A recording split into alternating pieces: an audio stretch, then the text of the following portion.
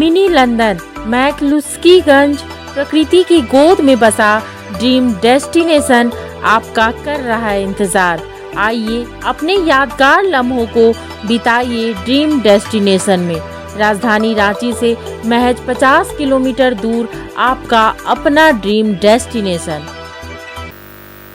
बिहार में हुई जातीय जनगणना का राजद के नेताओं ने स्वागत करते हुए इस पर सवाल उठाने वालों को अवसरवादी बताया है। युवा राजद के प्रदेश अध्यक्ष रंजन कुमार ने कहा है कि जातीय जनगणना के बाद बीजेपी के नेता बौखला गए हैं और सत्ता में वंचितों के हिस्सेदारी के डर से परेशान हैं।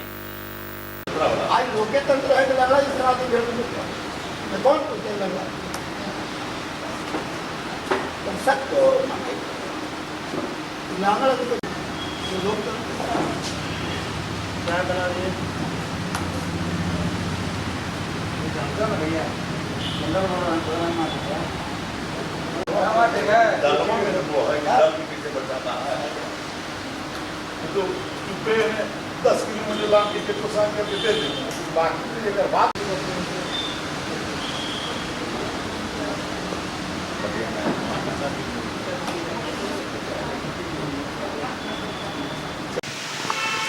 डॉक्टर मनोज कहाँ है?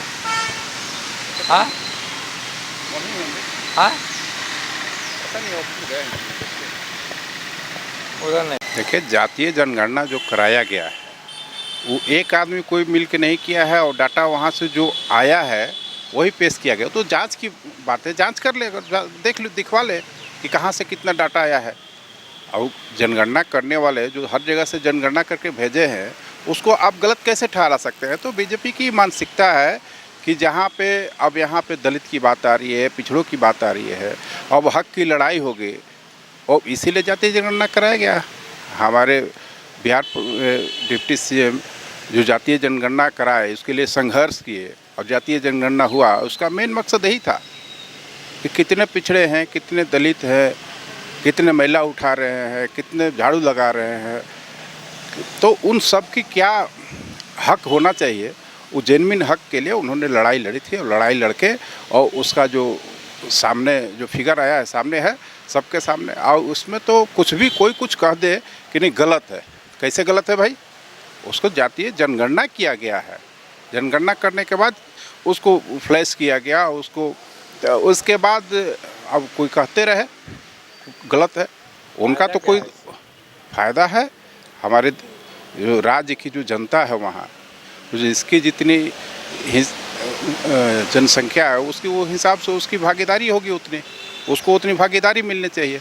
तो इसीलिए इसकी फ़ायदा है कि सबको समान, एक समान और समाज में भेदभाव नहीं करके जिसकी जितनी संख्या उतनी संख्या को उतनी भागीदारी देके उसको बराबरी का हक और हिस्सा मिले। जब टूटती है आस, जब थकती है सांस, जब रूठते हैं अपने मुंह मोड़ता है जमाना, जब अंगड़ाई लेता है संकल्प, फिर बनती है कहानी, बनते हैं अनमिट निशान। देखिए मेरे साथ संघर्ष की दास्तान।